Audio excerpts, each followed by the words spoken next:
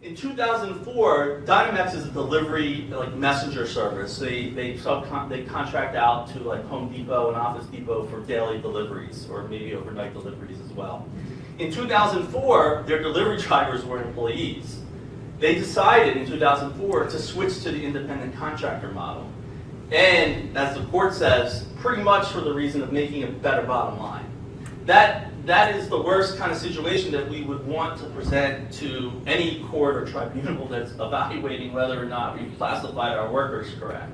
So basically, they had employees, they moved them to independent contractors. They did everything right, sort of, as far as how they were treating the independent contractors. They could choose their own shifts. They made them pay for their own cars. They made them pay for their own insurance. They let them work for multiple vendors. You know, all the things that I've been telling you for years. But I think what the main downfall was that they just did this switch for purely economic reasons. And now we're all left with the law, which again is the ABC test, but it's what I call the strictest ABC test, or the narrowest, I guess.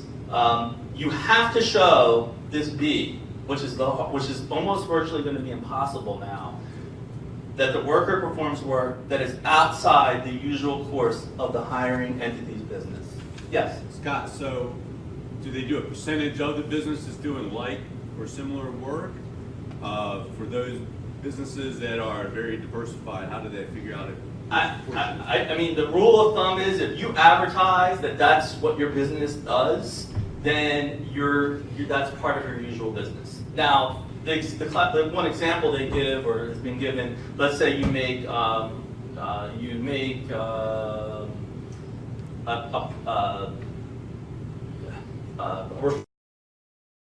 refrigerators. Maybe get around it by saying we are just a delivery manufacturer. We are just a refrigerator manufacturer. We don't do installation, and then you can sort of subcontract the installation out. That doesn't really work in the language service industry.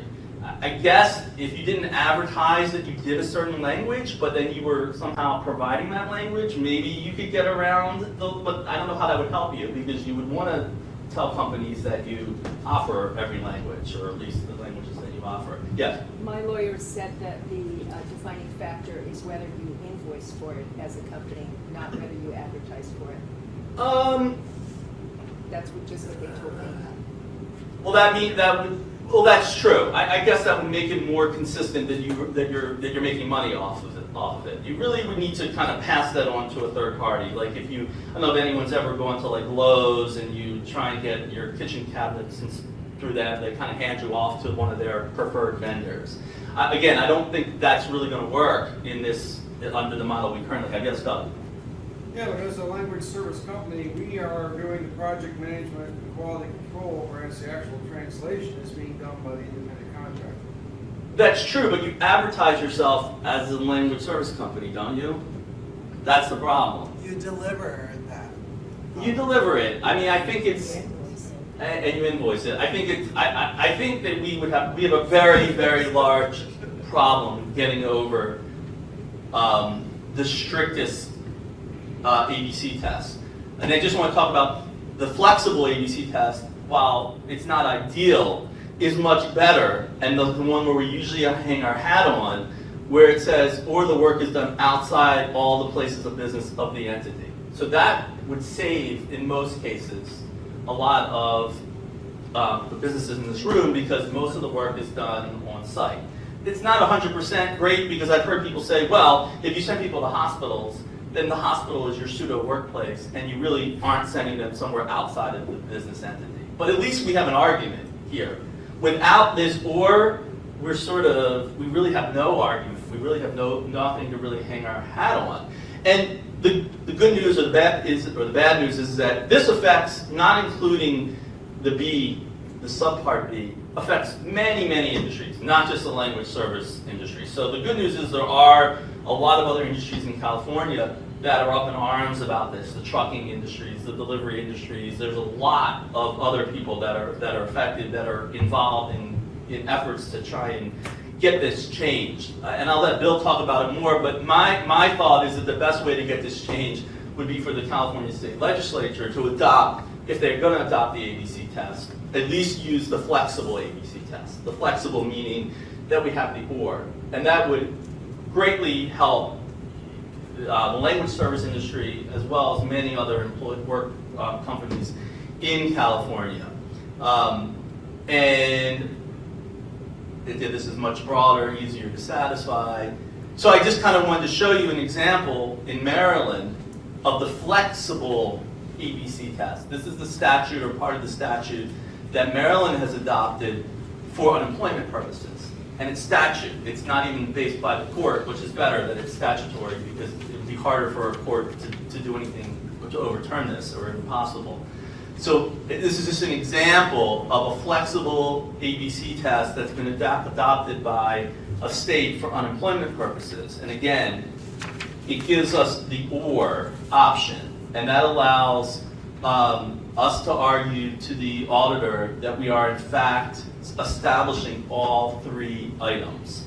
So where that leaves us is, in my opinion, and Bill's going to talk more about this, is that if you're dealing with a statute that's considering implementing an ABC test, we certainly want to push for a flexible ABC test because that's much better for our industry. There's also been some talk about a hybrid worker classification, like a third classification, something between an employee and a contractor, where the worker gets some protection. Not really sure what that would look like, and I'm not sure what protections we're really referring to, but my guess is that you would agree, if you classified someone in this middle ground, that you would give them they would be entitled to probably like workers' comp, unemployment insurance, and the like. So I'm not sure that hybrid worker classification would really work. I think that's sort of what the gig economy maybe is working towards, using a hybrid worker classification. It hasn't been adopted anywhere, so it's not in effect, but that's something to think about. I'm not sure that it would give us any real great help. And then, of course, in any unemployment statute, or any statute, there could be an exception for language services or knowledge, or for the knowledge economy. I mean, if you get a legislation passed that could specifically exempt the class. For example, going back to the Maryland test, there are certain professions that even if you don't meet this flexible test, you still are, your workers are still considered to be independent contractors. For example, I think it's newspaper delivery men, they lobby for some exception in Maryland. I think the FedEx delivery drivers lobby for some exceptions.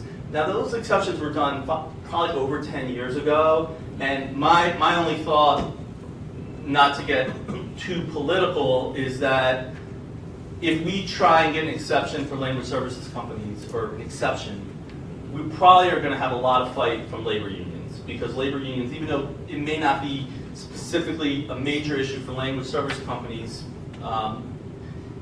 they don't like any exceptions. They want everyone to be employees, because if you're not an employee, then you're not technically eligible to be in a union, so they're not getting their money. So that's the battle, is essentially that anything we come up with is going to have to pass muster with the unions, and I think that also is where the challenge is. But I think it's important to remember that many employment statutes focus more on numbers 1, 2, 3, and 4. And again, it's the ABC test that is being used by most state unemployment agencies, and then in California is being used for a lot of other wage and hour compliance. And the other thing that's very disturbing about Dynamex, and I was rereading it last night, is this or dropping the or is so critical to the businesses in California. The court opinion is 82 pages. It goes on and on and on and on. This issue about dropping or place of business is addressed in one footnote. In a footnote, not even in the body of the opinion. I had to really search for it because I was looking for, was there any discussion as to why they dropped this? And essentially they said in one sentence or so that, well, Massachusetts uses the strictest test, so it must be fine. And the second thing they said is now that life is changing and people are working remotely, it doesn't make sense to include the second prong or the second option of the ABC test. I think this issue probably warranted a lot more analysis, especially given the impact. Unfortunately, it's in one footnote, and that's primarily why we're here today, because they did not at least adopt the flexible test, which in my opinion would have made things a lot easier for ALC companies. Yes? Are we still clear on A, that free from control over performance has nothing to do with the contracting, the procurement process of the independent contractor? Well, I don't think anything is certain. I still think we have issues. I mean, we still have serious, I mean, we still need to establish A and C. I mean, A and C is still, I mean, and there's battles in A and C as well. I mean, the unemployment agencies do not just say, okay, you've satisfied A and C, and we're just going to deal with B. I mean, they're going to want proof, and they're going to look at your business model, how the work is done, how the work is assigned. Yeah, I guess I'm asking, you know, as a group, do we feel like A is safe or fairly safe, or A's, all these are battlegrounds? Well, all these are battlegrounds, and that's why I don't really like the ABC test. So my main suggestion is we don't even want to go ABC. I mean, ABC test is not good. It's the strictest test. If we get stuck into an ABC situation, then the flexible one, at least where we have this to hang our hat. No, these three elements are difficult, and they're multi-factor. And what the auditors typically do is there may be like 10 ways to determine whether the worker is free from control over performance. If you don't meet one of them, the auditor could say, oh, well, you don't let them work for multiple companies, then you have control over them. You make them sign a non-compete, you have control over them. So A and C are by no means a gimme. But without a modification on B, we can't even get out the gate. I don't believe. So that's really what we need. And I think most of that would have to be done probably legislatively. Yes. And then I'm going to turn it over to Bill. When we're meeting with our legislators, which approach we should take? What should we suggest? Well, I think Bill is going to address that a little bit more, because I don't want to step on his toes. But in my opinion, since none of the federal laws deal with the ABC test, I'm not sure that we necessarily want to be bringing up ABC. I mean, why do we want to put ABC in anyone's mind if we don't have to? If they're kind of already, ABC's already on their radar, then, and it looks like ABC is here to stay, or other statutes are going to start using ABC, we would want to push for the flexible test. So the first priority would be use any other test other than the ABC. And again, I want to be clear, I mean, we're not home free on any of these tests. There's no test that I'd say, oh, 100% we're fine. I'm just saying we're better off with something more like the IRS test than the ABC test. The ABC test is the worst test for us, I believe. And the one that California adopted is the strictest version of it. And they applied it to a wealth of employment statutes in California. And it is clear, and they say it in a footnote as well, or maybe they say it in the opinion. Or no, actually, it's a supplemental opinion when they were talking about Dynamex. The EDD has not come out on its position regarding what test they're going to be using, and nowhere in the 88 pages do they mention the words EDD. The EDD is not part of that. It was not looking at the unemployment statute in California. It was looking at wage orders. So one opinion said you could possibly satisfy the EDD, but not satisfy the ABC test, which, as an employer, that doesn't really give you much. That's great, but if you can't satisfy every test, you're really no better. So whatever your lowest test is you need to comply with is sort of what you need to meet with, because that's the one that's going to ding you if you want to do a problem. Yes, Victor, and then I'm going to turn it over to Bill. Yeah, no, I have, you generated a plethora of questions. Okay. Would it be possible for me or for others to email Yes. to you? Yes. Maybe get some clarification on this? Yes. For example, just throw one out there, which I think is not something response. If an independent contractor has set him or herself up as a company, will that suffice to pass the test, and in what form must the company exist? I mean, unfortunately, I think if you're truly looking at the ABC test, it probably won't. Well, I thought there was some precedent set in Massachusetts. Oh. Business-to-business relationships. So they give the example in Massachusetts that if you're a painting company and you subcontract out to other painting companies, you could be okay, but they want those workers to be employees. So someone needs to be. So let's say you contract out to another language service company. A one-person company, let us say. Well, are they an employee of that company? Well, the question is, how would that person set up a company to satisfy the test? I think at a minimum they would need to be an employee of that Employee of company. their own company. Of their own, at a minimum. Salary. At a minimum, yeah. Supposedly we're gonna have payroll and insurance. Yeah, payroll and insurance. So there's my email. Yes, happy to do it. I just want to thank the ALC and the JNCL for inviting me and all the other sponsors. And I'm here to provide any guidance that can be helpful. We're going to open up for questions after Bill talks. Bill Rivers, everyone. Thank you. I need the microphone only because we're live streaming it, and I think that my voice, as loud as it is, needs to be picked up on the mic for the live stream. Yeah. So we'll switch it over, and I'll try not to feedback or make any weird noises. All right, thank you. And are my slides up? You're after. All right, y'all hear me? Yes. Here we go. So I'm going to shift gears a little bit, and I'm going to weave Dynamex in because I know we've got a big California contingent. And the other thing, I think Syed sent me, Syed Ali, who's here somewhere. I have my reading glasses on, so I can't see any of you. That there's 18 other states that are looking at Dynamex, right? There's a law journal article saying that 18 other states that are thinking about Dynamex as a potential way forward. I got to figure out what the feedback's going to be.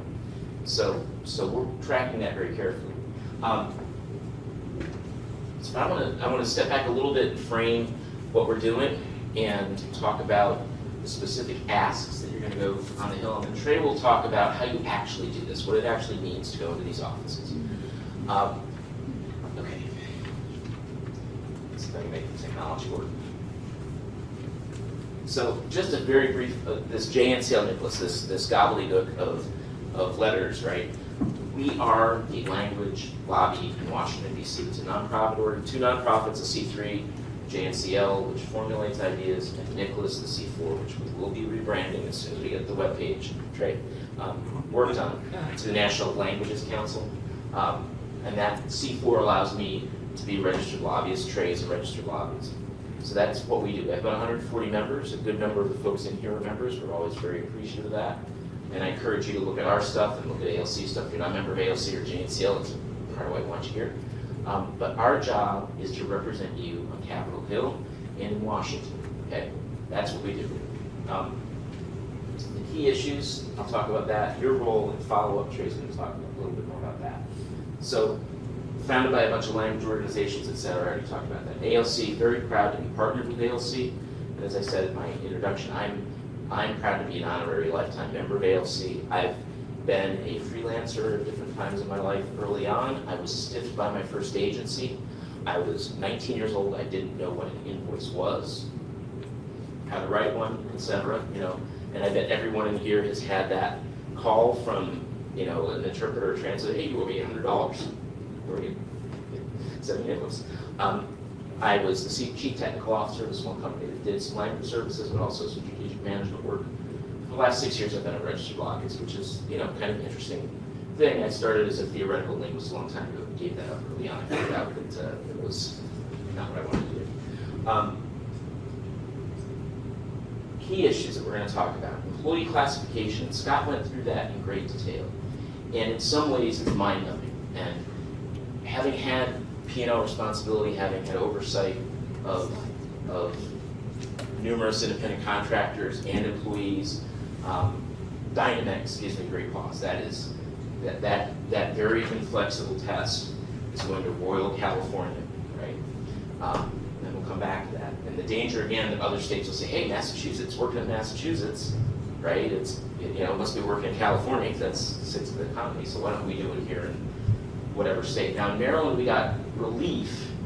There was actually a much more restrictive law that had a 21-prong test. If you failed any one prong, you were out. But that was rolled back due to action by some legislators who had been personally impacted by it. We also have a moderate Republican governor, so we have a reprieve. But the next administration could be a Democratic administration, a very pro-labor administration. And we're a nonpartisan organization, but we have to recognize the political contexts where we live and work.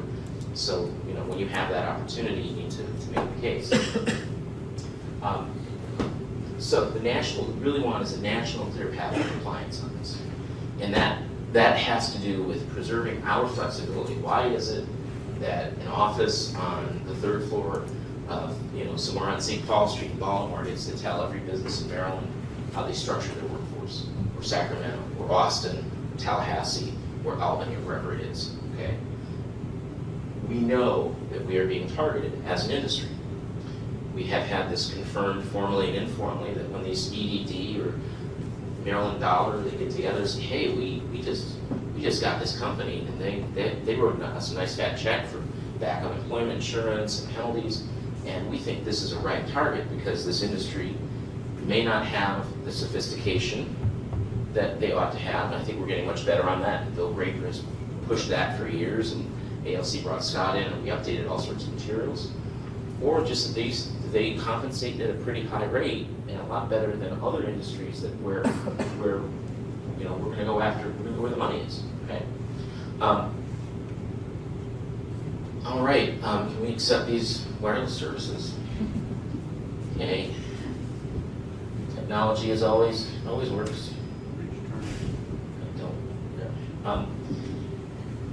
So we have 2 bills on the Hill, sponsored, one, the lead sponsor in the Senate is Senator John Thune, that create basically a clear path to compliance for employee classification. The likelihood is they're not going anywhere in this Congress. However, John Thune isn't going anywhere either. What we want to do is to get more support for these bills.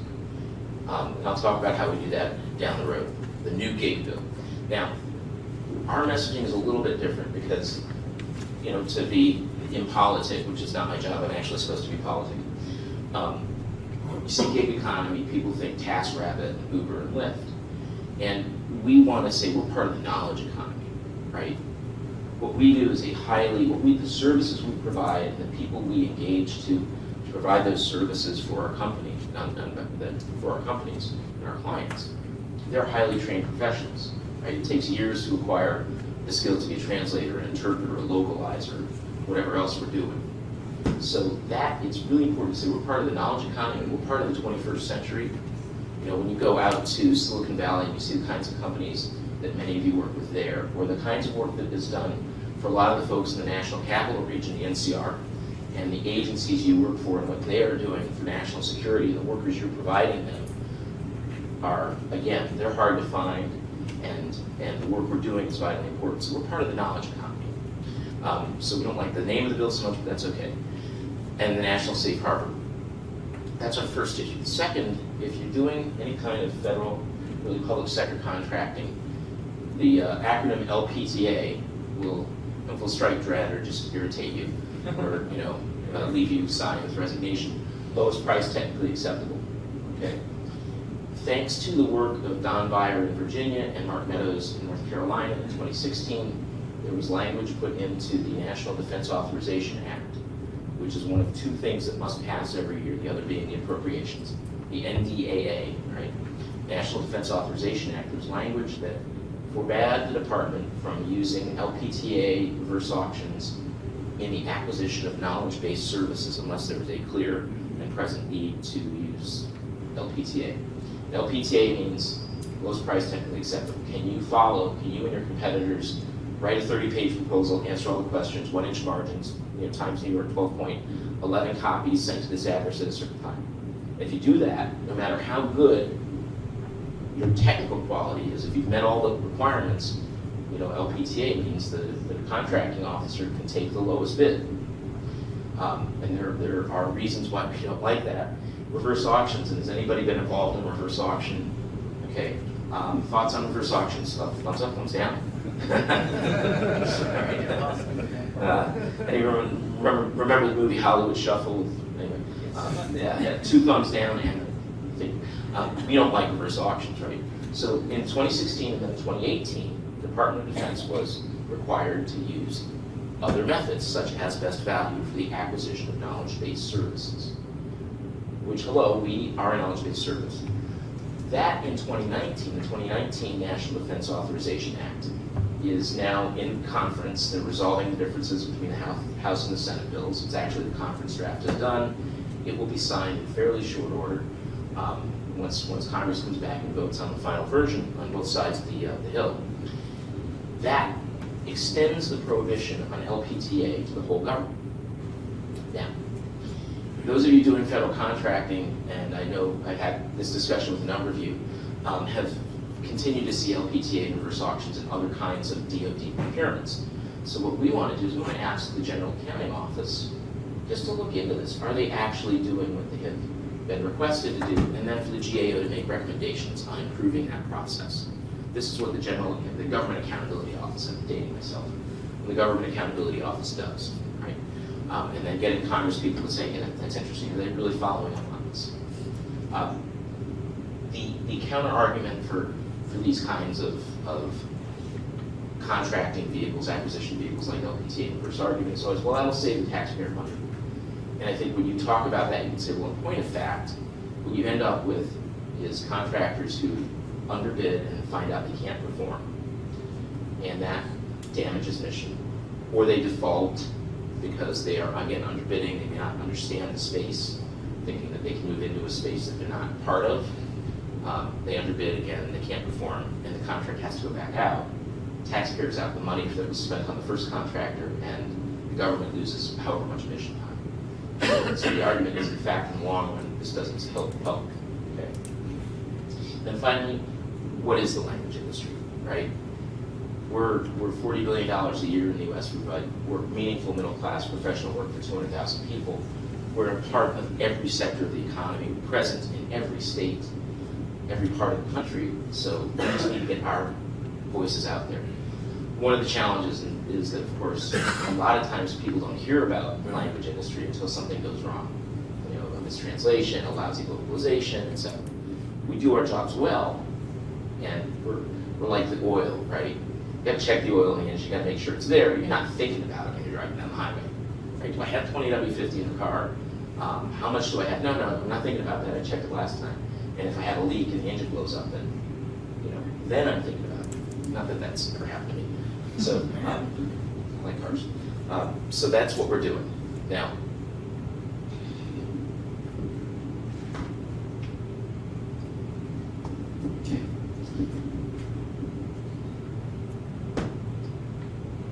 so what's your role in all of this? Well, actually, I'm going to just skip back to dynamics just a little bit. And thank you very much to the ALC Task Force in California that Naomi and Carla and Syed and Seamus and others have put together. And Stefan, if I'm missing people, I apologize. You've done great work. We've raised this awareness with the National Federation of Independent Businesses California office. We're now in touch with the California Chamber of Commerce, whose #1 priority for the upcoming legislative session is to stop the legislature from turning Dynamics into state law. We have allies, we have powerful allies. The list of industries is actually quite long. It includes the entertainment industry, it includes medical practices, it includes the real estate industry. Because the statistics, I think that Nori, Naomi's sister, who's helping out with our effort in California, came up with this. It's something like a third of the economy in California works on independent contractors, so we have the coding and Silicon Valley folks engaged. However, it takes time, and those of us, if you've done lobbying work, you know this, it takes time to make the case, it takes time to get support. We're business people, we like, we like getting orders, we like things being done now. We pay attention to our quarterly and our yearly results, and the legislature does not run on those time cycles, right? So you have to be patient in making the case. It sounds like a perpetual employment program for me and my colleagues, but in point of fact, you have to make the case and be persistent at it. Your job and your role here, lobbying gets gets this kind of connotation of being somehow less than honorable or decent or something. And I'm proud to be America's language lobbyist, because when you lobby, you are exercising your rights under the First Amendment of the Constitution to petition the government for redress of grievances. It is your constitutional right to go in and say, hey, we want you to think about X, Y, and Z. We need help on this. Very important to realize that. And that's because of the incorporation doctrine, right? This applies across all 55 states and territories. You can do it in your state legislature too. I'm not a lawyer, but Scott Mercy plays one on TV. JNCL and ALC, we're here to help you do this, to make this case. And I was looking at my slides. I start keep turning back and forth. I'm turning right back to the camera because I'm just like not used to this. Congress people and senators, they have relatively small staff, right? I know that we've got a couple former staffers here in the room too who understand this. A representative might have 10 or 12 staffers. It's not a big budget, right? That, Jimmy Panetta from Monterey, representing, California's 20th district, what I think is the 20th now, used to be the 17th. He's got to vote on agricultural policy, defense, and trade, and foreign relations, and fisheries, and, right? No one human being can master all of that, and no staff is big enough to master all of that. Your role in going in is you're the experts. You're the experts on what the language industry does and what it needs. And your job is to make allies out of those staffers who will turn around and say, hey boss, these guys came to us. They're in the district. They're taxpayers in our district, in our state. They're providing jobs in our state. They're making our state a better place, right? They may or may not be campaign contributors. You don't really need to get into that. They understand that issue. And they brought this issue to us. We can do something positive about it. So that's your role, is to, and again, you may not meet with, I don't think anybody's going to get to meet with the representatives or senators. They're all back in the district campaigning and raising money and meeting with constituents there. That's the staffers. And it's important to make them allies, because then we're going to follow up. We'll be back here in February. We'll be back here in May. And we'll meet with those folks again. We'll say, oh, Kathleen, we had a great talk last time. And how can we help? And it's really interesting to hear about what's going on in Winchester, Virginia. So, beyond the apples, right? So, and that's really your role here now. As I said, you're telling your story. We talked about who we are and what we do. Before I get into trade, I'll go on to the next slide. So this clear path to compliance, again, this I've talked about because I can't follow my own slides. This is a big deal. I don't think we have to spend too much more on it because I know people have questions. This is a really big deal. And everybody's going to get the slides, but we can take pictures if you want. The B criterion is really damaging for us, the way it's laid out, as Scott said. And for an awful lot of industries in California that have historically worked with a mixed labor model of independent contractors, employees, whatever that balance is, this is going to be incredibly disruptive. We want to raise awareness.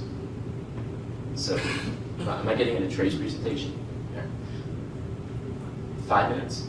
Okay. We want to raise awareness.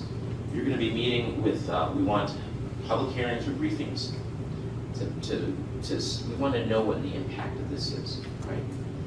Now, it's a little early, and then you might get the pushback. We need to wait 2 or 3 years to see what the impact is. Well, we already know there's impact. We already know that in California in particular, and other states, we've already seen. We're not engaging people in your state. And companies in your state, if they can move the work out of that state, they are, right? That can't be done for certain types of on-site work.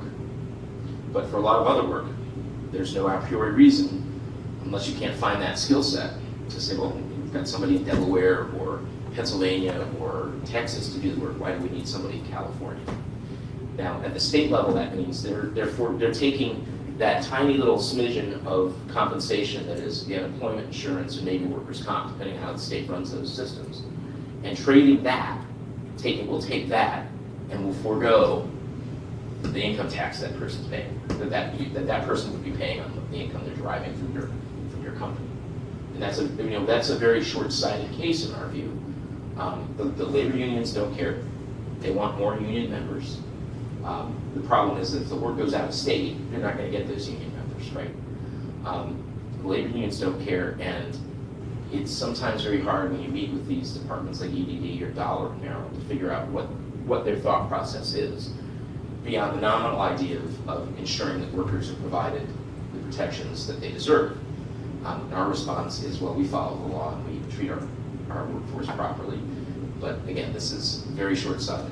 At the national level, we need to know what the impact is going to be on the economy and how this will affect, the knowledge economy, the 21st century, professional services being the largest sector of our economy and the fastest growing, how that will affect that part of the economy going forward.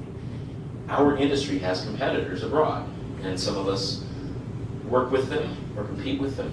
In Canada, in the UK, in Ireland, when you read IMSI's latest report, when you read that's Renato's report, when you read Don DePalma's stuff, there are pretty good competitors outside the country. There's a lot of work.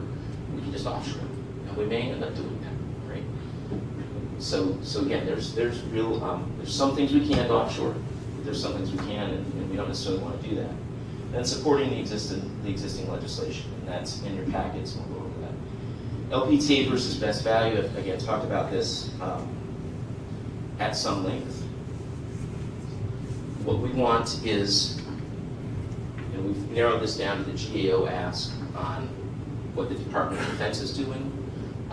We are also, JNCL is also working with the Bureau of Labor Statistics. We think that their prevailing wage rates for translators and interpreters, they publish one rate for all translators and interpreters, regardless of language or location, and it's $23 an hour and change plus $4 benefits.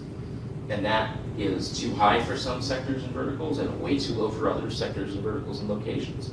And the challenge with the Bureau of Labor Statistics is we think their methodology is masking the complexity of what our industry does because of the way they do it.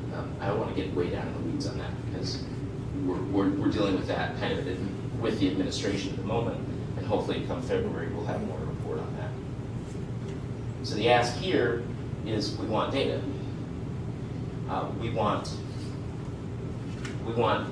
to know whether the law is being followed with respect to the Department of Defense and its requirement to use trade-off and other methods versus LPTA.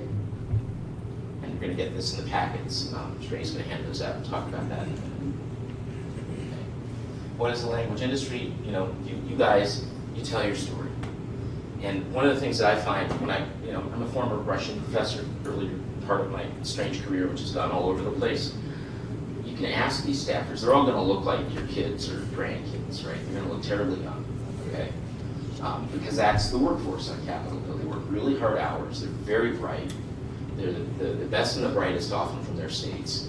They're ambitious. They're interested in public policy. They want to make a difference in the world.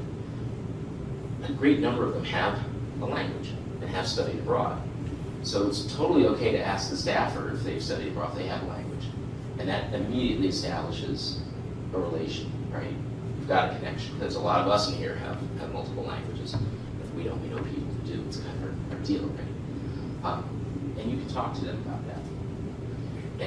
And so that's part of what you're going to do. You're going to meet with these folks and build that relationship. Now, I just saw Craig Buckstein walk by. It's interesting, he's in the same building as we are today, so. Hi, Craig. And just crushed him on the webcast, sorry. With that, I think we have to take a little bit of time for questions from me and Scott, and then we'll get into the nuts and bolts of what you're going to do today with Trey, right? Is that the plan? Okay. All right, so questions? Yes, so Susan? Susan Amarino with Liaison Multilingual. You mentioned that you had said to Bill something about there are 18 other states that might put in effect the Dynamex. What are the other 18 states? Do you know? I have to find that information. Scott and I, we'll take it. We'll get it and send it around. But it's a pretty. So that's what are the other 18 states? We'll get that information out. Yes, Trey Calvin. Can you make sure to repeat the question? Yes, can I make sure to repeat the question? Yes, I can. Okay. Thank you. Yeah. Seamus? Two questions. It was suggested by a company, and I guess there's a lot of ways to try to work around it, and whether it's using an unemployment company or a staffing company to channel your ICs through, so that the employer of record is that company. A suggestion came up where, what if you make the employer on record, for the sake of argument, a Canadian company or a Mexican company, just for the sake of example, let's say a Canadian company, and they were your employer of record. One, can you do that? And two, can you do that in terms of what are your workers classified at that point? And are you still subject to both ABC or EDD? And does having the employer of record being an out-of-country entity, does that skirt you around it in some capacity? And if so, why or why not? Sure. The question was if you use an employer of record model and that employer of record was an international company or outside the United States, would that be a workaround? And which tests would apply, I guess, is also the question. I would think that I think the employment laws of California and the EDD would still govern the workers that are working in California, regardless of who their employer is. Just like if you had someone in Texas was using workers in California, they would probably be governed by those laws.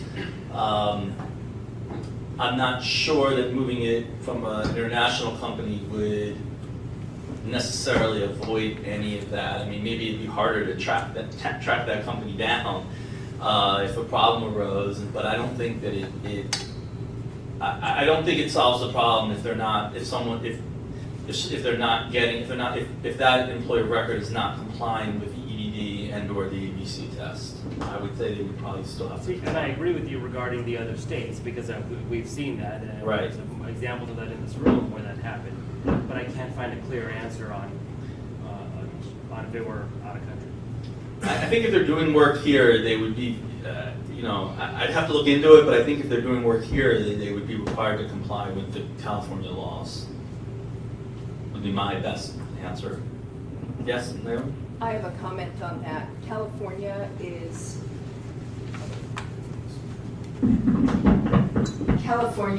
known as a nexus state, which means that laws apply for work that is done or services that are performed in the state of California. So the laws apply regardless of where the workers come from or who is employing them. Okay, thank you. Any other questions? Oh, okay. Doug, and then we'll go to Ken. Doug? Yeah, mine's more of a statement. Mike Bishop and Tom Rice are the sponsors of the New Gig Act in the House. Yep. And Bishop's from Michigan. Yeah. Yep. So Mike Bishop and Tom Rice sponsoring the New Gig Act in the House. Yeah, we just didn't have that up on the slides. Ken? Well, Ken Anderson, Cody, similar question in regard to using a staffing company, but a slightly different direction. Instead of the staffing company employing, they are actually acquiring the services of independent contractors. Now, the staffing company itself isn't in the business of providing language support. So they're acquiring, on behalf of language companies, independent contractors to provide services. And I realize it's sort of a middleman approach, but how do you think that would work? I don't think it would resolve the problem. Oh yeah, I'm sorry. Okay, so the question was, if you hired a staffing company to be, I guess, the employer of record and to hire the interpreters, and then that company is not technically in the business of providing translation or interpretation services, they're providing staffing services, and would that be a way to get around some of these laws? I guess my question in your model, would you envision that this staffing company is 1099ing the workers, or? Right. Yeah, I mean, it is interesting. I'd have to think about that, but I would think that it probably would be looked at as just sort of a bypass situation, and probably, but yeah, they may be looked at as your conduit. You have a comment, Naomi? Oh, okay. My lawyers would say that your company would be liable as a co-employer in that situation. Yeah. Yeah. That's Victor. I've also consulted California attorneys, and I have unanimous response that unless the workers are properly documented as employees, you will be liable. This will pass through on to the end person. It can actually go up a whole chain. So staffing companies are absolutely not a solution. Foreign country domicile companies are not a solution. It's going to go up the whole. In fact, my lawyers have told me that they're going to rewrite some of the contracts they have, because if we provide an interpreter to an attorney, that attorney is now liable if they rebill it to their end client. Right. Now, the only caveat I would say is that the staffing company actually treats the people as employees. Then you're okay. Then I mean, I don't know if that helps the situation, but I just wanted to make that clarification. Let me just ask a question from a slightly different perspective. Sure. On Dynamex, what is the actual impact on the independent contractors of Dynamex? What's happening to them in California? Do any of the California, I mean, what are they still being treated as 1099s? Being hired? Sure. What's the impact on the individuals that are, or were independent contractors? Are they not getting work? Are they companies out there contracting out-of-state folks? What's Are you happening? talking about interpreters or translators? Or both? I think interpreters that work Okay. locally are more likely affected Yeah. because it's easier for you to outsource the translation So to someplace else. So does anyone from California feel comfortable publicly saying what they're doing? Okay. I mean, I'll just speculate. I think they're sort of treading water and hoping for the best. I think they're being cautious in their decisions, and I think that they probably know, or they've been advised, that there's risk to continue the model. You know, if some are, that doesn't mean that some maybe aren't trying to test the waters and see what happens, but I think that they would be, from a legal perspective, they would probably be advised that that's not a good idea. But whether or not they're following the legal advice, I don't know the answer to that. I can say, without naming any companies, we know that their work is now being moved out of California. So the upshot is, if it can be moved out, those folks are at risk of not having that work anymore. That's what Right? If it can be moved out. There's some questions over there. Don't want to So I leave out think, the other yeah, side. so, Marlon? I have a question on the LPTA versus trade-off question. All right, wait for the mic. Sorry, question on the LPTA versus trade-off question. I understand the need for patience in all of this, but I think I saw something on the slide about if the GAO can be convinced to check whether indeed DoD is following the policy, then it sets a precedent for other government agencies. Well, and that slide was written before the Bayer Meadows amendment made it into the NDAA. So this now goes government-wide. In principle in 2019. The question is, are contracting officers, are contracting agencies actually following the law? Are they following, and how are they doing that? Are they following the letter of the law or the spirit of the law, right? You know, great, we did a best value, but somehow it came out with the low bid one, right? But so what is our ask now? Our ask is for GAO to look at the question. Based on the 2016 and 2018 NDAA, how is DoD treating it? Because this is brand new, and of course, the 2019 NDAA hasn't been signed yet. The conference bill hasn't been voted on yet. But is DoD actually following the law with respect to this? And what recommendations would GAO have to improve DoD following the law? That helps set up precedent that can be walked around other agencies and have either Congress, through its oversight capacity, bring agencies to task on this, or can provide GAO report that we can then take to the press, to the trade press, et cetera, to other groups like the NDIA and the Chamber, and say, look, you've got this instrument to improve contracting. You've got these data, let's use them. And we do have good relations, as I said, with NFIB and the U.S. Chamber as well as the state level. Trey is like 5 minutes. Okay. I have one pretty quick question for you, Bill. You had mentioned that it would be good to have data, or some of the arguments that we might face are that there is not data yet as to the impact of Dynamics. Is there any data on the impact of the Massachusetts legislation? I don't know beyond anecdotal reports from colleagues in the industry that, you know, working in Massachusetts and engaging people from Massachusetts is very difficult, and they prefer not to if they don't have to. Kathleen, you have, I thought you were going to raise your hand. But with Dynamics, I said that the California Task Force has potential impact with, you know, it's a spectacular percentage of the state's labor force is engaged as ICs, and that has staggering implications. We just haven't seen them play out yet, right? And I do think in the reading that Trey sent out last night, there might have been some statistics from one organization that was looking at the impact of Dynamics nationwide, not Massachusetts specifically, but I think if you look in the email that Trey sent out last night, Our Street. the R Street report, yeah. Our Street Institute, Homer Institute. They were very general, but maybe helpful.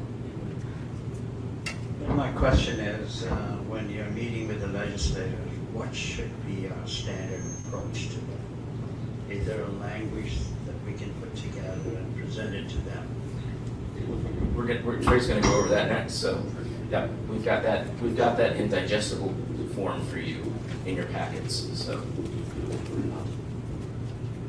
I just have one comment, Scott. You mentioned as to what are the California companies doing to skirt around it. And then without going into detail, the one thing I would want to leave, at least share, is that whatever we are doing, we need to all be concerted and do it as a collective, because we need the, you know, for the sake of example, Naomi's company can't tell her linguist one thing, and we can't tell our linguist a second, because, well, you're going to send out mixed messages there. So whatever we are doing, we all need to do as a collective to send that message to the linguist.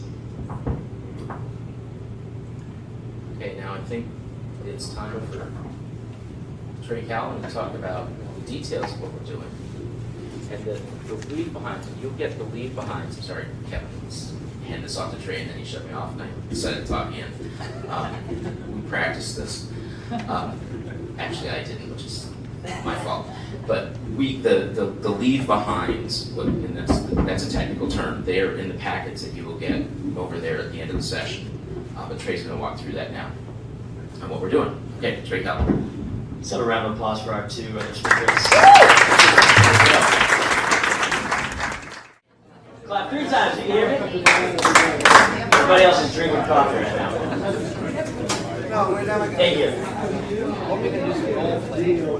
That's what I told them last night. So you're meeting on the Hill. Raise your hand if you've met someone on the Hill before that had some sort of elected office. Keep your hand up if you met someone that's not elected, maybe a staffer. A couple more hands went up. And have you ever been on a date on Capitol Hill? Don't raise your hand. You're live streamed right now. You don't want to do that.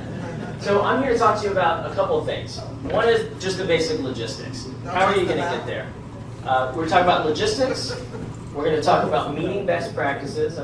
Basically, this is going to be a rerun for some of you, so bear with me. And then we're going to have time, about 15 minutes at the end, for you to meet with your delegations, look over your meeting schedules, make sure you understand where you're supposed to be, at what time, and with whom, and then go over your talking points. Who's going to take lead in your meeting? Who's the one that you want to talk? Who's the one that's going to take pictures? Who's the one that's really savvy with their smartphone and can post this to Twitter? I know there's a couple of people in there. Right? Twitter? Is anybody live streaming? Has anybody got this on Twitter already? Who's following us? Okay, right. Okay, We're just the right. owners of the company. Yeah, talk to the owners, I forget. All right. Boring part, please bear with me. Your meeting. First, you got to get there. There's a couple ways you want to get there. I would suggest taking an Uber or a Lyft if you don't have the app. It's 2018. Let's download that. or you can take a taxi, right? If you really want to rough it, you can take the Red Line Metro all the way down to Union Station and walk 10 minutes to the Capitol. It's great. It's really nice outside. So your first meetings are likely to be on the Senate side of the Capitol. That's the north side of the Capitol. There are 3 buildings there. They're listed here. There will also be maps in the very back of your packets. Susan has her packet. She's going to hold that up for me. Here are your maps. This is facing north. So your first meetings will probably be in the Senate. Your second ones will most likely be in the House in the south part. And then your executive meetings, about 75% of you do have meetings that are outside of the Capitol area that cannot walk to. We'll be needing to take an input for that. The addresses will be listed on your sheets. So this is the map that you're looking at. Of course, Union Station's at the very top. If you want to take the Red Line, be my guest. Again, Senate and House. Now, there is a small chance that it may rain later on this afternoon. If that's the case, and you're on the Senate side, it looks really nice outside, but that's what they're telling me. If you're on the Senate side, you can walk underneath on the lower levels from Russell to Dirksen to Hart. If you're on the House side, you can also walk underground on the lower levels between Rayburn, Longworth, and Canton. They call these the catacombs. Don't get lost, but we'll never see you again. So really quickly, just talking about staffers, right? The number one person you need to please is the first person you see when you walk in the door. That's the gatekeeper. Hand them the card, tell them why you're there, and who set up this meeting. Trey Calvin set up this meeting. I'm with ALC. Hand them your business card. I'm here to see staffer next to that name. Okay? You're probably familiar with this. It goes down the list of pecking order, chief of staff, legislative director. You'll be meeting with people with different titles. Those titles should be listed on your agendas. Okay? Some will be special assistants. So this gives you an idea of who you're talking to within the pecking order. Right? Right. So you have 15 minutes or so. A lot of these people will have to cut off your meeting quickly. They might do that. Do not be offended. Some people have to run out to other meetings. I don't think that's going to happen today because we're meeting with staffers. And it's around recess time. So where else do they got to be? You know what I mean? So we have 15 to 30 minutes. All of these scheduled for 15 to 30 minutes. What can you squeeze in? Well, let's just go over the basics.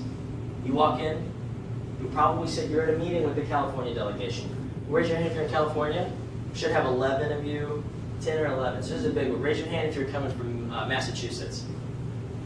It's going to be a much easier meeting in Massachusetts. So if you're in a bigger group, there's a couple things you should point out. Massachusetts will do the social media, we'll be doing the talking points, we'll be doing it all. But if you're in a bigger group, you do need to make sure that you're delegating these duties. To start off, introduce yourself, make it personal. You're going to go around the room. Hi, my name is Mauricio. I work for language company X. I am from here. This is why I'm here today. Who you are and why you're there. Distribute the handouts at the start of the meeting. Everybody will be getting a specific number of these folders within which you will find our asks. Okay, I'm going to go over our asks in just a minute. There are 3 sheets of paper to make it very simple. 3 asks that we're asking for. So you can do that at the very start of the meeting. Before you get in, I hear this all the time. Staffers will be like, I sat there for 30 minutes and they talked at me, and I know more about labor law than they do. So make sure that you're asking, hey, do you know about this topic? I'm interested in what you know. Can I help you fill in the gaps? Susan and I were talking last night. I'm sorry to pick on you because you said I could. No, please do. You said I could. I'm a good guinea pig. What if I don't know what I'm supposed to say? What if I get tongue-tied? What if my talking points get mumbled? This is a conversation that we're starting. This isn't us dictating to them policy what it should be. They could laugh in our face if it was that way because they got other things they can do. What we're doing is starting a conversation and a relationship so that when Bill and I go back in 2 weeks and then 2 months from now and 6 months from now, we're talking to the same person, we're bringing up your name again. We're saying, oh, you remember when you met Susan? Susan's doing very well, thanks for asking. Have you been working on the issues that she brought to you? So we can start to develop that relationship. So this first meeting, You're not going to solve energy crisis. We're not going to solve Dynamex. We're just there to make introductions, right? We're going to try to stick in this particular order, but this is up to you. We'd like to tell them who the language industry is. Talk a little bit about employment classification, because that's our #1 issue that's a little bit more complicated. And then LPTA at best value. That one's a little bit easier because we're trying to get them to produce a report, right? That's going in our direction, so that's in the order of priority. Who we are, Dynamex, LPTA. If you don't know stick to the message. We have Republicans and Democrats and Independents in this room. You have Republicans and Democrats and Independents in your meetings. Don't assume politics. And you know, if a tweet comes up on your phone and you're like, oh God, just put it down. Put it down. Stick to me. Don't assume politics and stick to your talking points, right? You guys know this? Answer the question clearly. It's okay. You guys can follow up with them. That's why we're building this relationship. And then, if possible, when you guys are in your districts, so are they. See if you guys can schedule a meeting where you can come to them or they can come to you to see what your business looks like. So a couple of best practices, golden rules. You treat the staff with the same level of respect that you would treat the principal, the member. Sometimes they might walk in. Make sure you leave and take business cards. Your business card is before the handshake. You know, Bill's got them in every pocket of his jacket right now. If he's felt blind, he'll say, "Hi, Bill Rivers, nice to meet you." Right? Make sure you have your business cards ready to go in every meeting because they can happen very quickly. If it's in a big delegation like California, put them on the table. Make sure they're ready, and then you can pass them down the table that way. Just thinking through those things. Afterwards, you have the emails of these people. We're gonna pass those on to you. They should be in. The majority of those emails will be in your agenda, so you can follow up with these staffers. Take pictures. Someone needs to be the point person, my Twitter point person in every delegation. Looking at you, Massachusetts. What's Twitter? Hashtag too soon. That's it. If you meet the principal, you must take a picture. Otherwise, you're not invited back. We won't have you back. And also, make sure to post these online with the hashtag ALC in DC. ALC in DC. That's a hashtag that looks like a little number thing, right? Pound sign. Oh, that's right. That's right. That's why I never get to the operator. They always tell me to put it down. And please tag us. Please tag ALC _ US. This was a typo on my screen. It should be _US, ALC _ US here. And then JNCL info is us. That's your pictures, your videos, handshakes, photo ops, those kind of things. Moving on. Best practices, you're asking for the district's contact when you're back. And then, like I said, invite them to visit you. So tell them what you're doing in your community. They might want to photo op with the business community that is affecting, if you really make an impact on them. What we're going to do when we follow up is we're going to do the same thing, CC you in all of our emails with the staff. We're going to send all these as a PDF attachment. They cannot get away from us. We will continue to have them with these asks, right? And then we're going to follow up, like I said, at meetings in 2 weeks, 2 months, 6 months.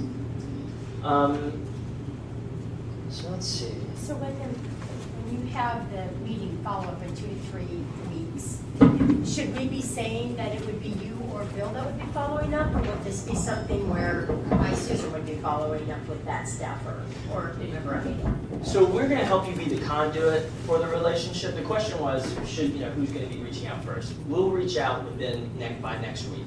That we were there, and we'll CC you on these emails. If you guys want to start your own email chain and move on with that relationship, you're more than welcome to. We're here to help you forge the relationship. But we'll definitely be following up with them in the email next week. Bill and I like to try to schedule meetings in person again within 2 months, right? So they don't forget about us. So we could at least mention your name. Please do. In fact, one of the things that's, I think my phone number is actually on the agenda on the second page if you need it. You're asking for the staffer's name. You're telling them you're from the ALC, the Association of Language Companies, and Trey Calvin set up this meeting for me. They'll know you. They're not very busy, right? Yeah. So, going over some of our talking points. Oh, sorry, point person for each. This is what we were talking about before. If you're in a bigger delegation, who's going to start the meeting? Who would you like to take point? Who feels good, speaking for the group? Who feels like they really grasp the issues? Second person. Who's in charge of these folders? Who's going to make sure you have one per meeting, and that those get passed out at the end of the meeting, right? At the end of the meeting? No, at the beginning. At the beginning of the meeting. Okay, we're still here. Who's taking pictures? Who's posting this on Twitter? And someone, please take detailed notes. A lot of things are said in these meetings. If they promise something, you want to write them down. If they ask you a question you don't know, you want to follow up with. That's what those emails are for. Please email me those questions, those notes that you take there, so we can sort of understand what was going on in the meeting. We can't be in all of them, obviously. What we're going to do quickly, so it is 11:07. A little bit of movement, okay? So bear with me. We wish we had circular tables so we could put you up in your delegations. Right now we're going to hand out your meeting packets, okay? I have sort of arbitrarily designated a lead for each delegation. I'm going to call your name, and I want you to go over to Maria, to your left. Hello, Vanna, over here. She will be handing you your individual schedules, your folders with all the handouts, and a name tag that has your state on it. When you get that state name, we want you to congregate around where that name tag is. So California is going to go right now. Susie, you're going to be my guinea pig. Is she? Already given up. Ashley, I took too long. Hey, yeah. Can you? Yeah, come over here. We're going to follow your lead. So what's your real name?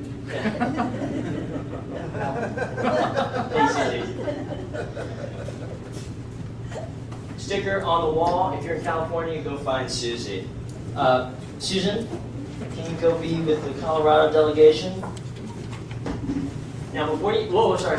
This is why I was a middle school teacher. This is why I always messed up. Can we still stand up just yet? Because I got one more thing to explain. Karen Decker for the district. I'm not going to go. No, she's She wants to go to Virginia. Going to Virginia. She's coming to Just Virginia. kidding. We'll have Maria change that. Gabriella for Florida. Kevin McGuire got you for Illinois. Thanks, Kevin. Ted. Obviously the Paul. Louisiana. For Massachusetts. Scott. I'm going to have you head up the Maryland delegation for now.